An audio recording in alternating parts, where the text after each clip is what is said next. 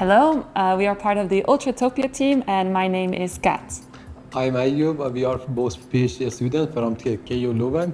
We are working on the robot-assisted surgery group lab. And we also collaborate with the Balgrist University Hospital in Zurich.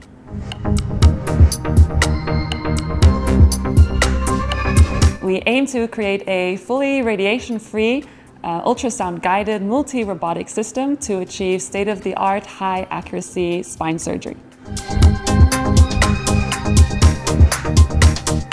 We have been following KUKA for a long time now, and when we saw that they had a medical application in a KUKA Innovation Award, we immediately wanted to grasp this opportunity.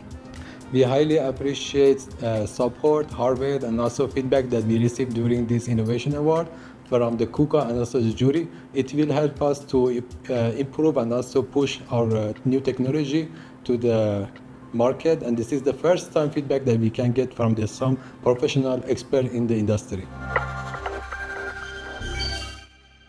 We believe in our potential of our product. Actually, firstly, it is a low-cost solution, and also it has high societal impact, which makes this solution really helpful in orthopedic surgery across different countries and also in hospitals.